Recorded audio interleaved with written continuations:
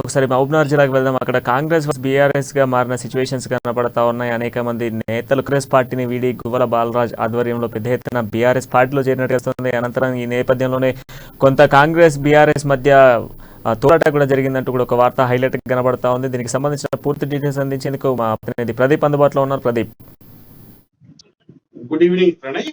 అయితే అచ్చంపేట నియోజకవర్గం నుండి అమరాబాద్ మండలం ఎలమపల్లిలో కాంగ్రెస్ బీఆర్ఎస్ వర్గాల మధ్య ఉద్రిక్తత నెలకొంది. అయితే ప్రభుత్వ పథకాలు తమకు అందటం లేదంటూ గోల బాల్చిపై గ్రామస్తులు అడ్డుకున్న పరిస్థితి నెలకొంది. అయితే కొందరు కాంగ్రెస్ పార్టీకి చెందిన ముఖ్య నాయకులు పార్టీలో చేరేందుకు ప్రభుత్వ గోలను ఆహ్వానించినట్టు మనకు తెలిసింది. అయితే ఈ నేపథ్యంలోనే ఆ గ్రామానికి వెళ్లిన ఎమ్మెల్యేపై కొందరు కాంగ్రెస్ సంబంధించిన వర్గీయులు తమకు ప్రభుత్వం సంబంధించిన ఏ పథకాలు అందలేదంటూ కొంత వాగ్వాదం పెట్టుకున్నటువంటి సంఘటన చోటు చేసుకుంది. అయితే ఇదే విషయమై ఎమ్మెల్యే సరి చెప్పబోతుండగా గ్రామస్తులు ఎమ్మెల్యేపై కొంత తోసినట్టు సంఘటన మనకు వెలుగులోకి వచ్చింది ప్రణయ్. అయితే ఈ నేపథ్యంలో ఎమ్మెల్యే కొంత సమన్వయం పాటించాలని దాని గురించే చెప్తున్నానంటూ గ్రామస్తులు సముదాయించేందుకు చూసినా వాళ్ళు ఎట్టి పరిస్థితుల్లోనూ తమకు ప్రభుత్వానికి సంబంధించిన ఎటువంటి పథకం, దళిత బంధు అయితేనేమి, డబుల్ బెడ్రూమ్లు అయితేనేమి, మరే ఇతర పథకాలు కూడా అందలేదంటూ, అయితే మీరు కాంగ్రెస్ వాళ్ళని కనుకనే మాకు ఈ పథకాలు అందడం లేదంటూ వాళ్ళు కొంత ఎమ్మెల్యేలతో వాగ్వాదం చేసిన నేపథ్యం ఉంది. అయితే ఈ సందర్భంలోనే టిఆర్ఎస్ సంబంధించిన పార్టీ శ్రేణులు కూడా కాంగ్రెస్ వాళ్ళని అడ్డుకున్న పరిస్థితి. అయితే ఈ నేపథ్యంలోనే ఇరు వర్గాలు ఒకరికి ఒకరు దూషించుకుంటూ తోపులాట చేసుకున్నారు. అయితే ఇంత కొంత ఒక అర్ధ గంట సేపు ఈ వాతావరణం చూసేంతైతే ఈ వాతావరణం నెలకొంది. అయితే ఇమ్మీడియట్లీ అక్కడున్న పోలీసులు అచ్చంపేట పోలీసులకు సమాచారం అందించి వాళ్ళు హుటాహుటి వచ్చి ఇరు వర్గాలను శాంతింపజేశారు.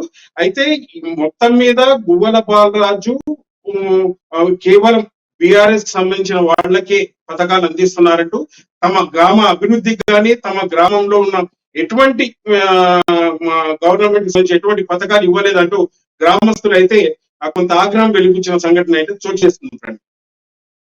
అదేవిధంగా గ్రామస్తులు ఎమ్మెల్యే ఏం చేశారు మాకు అంటూ కూడా ప్రశ్నించినట్టుగా తెలుస్తుంది. దీనికి ఎమ్మెల్యే ఏమైనా సమాధానం ఇచ్చారా?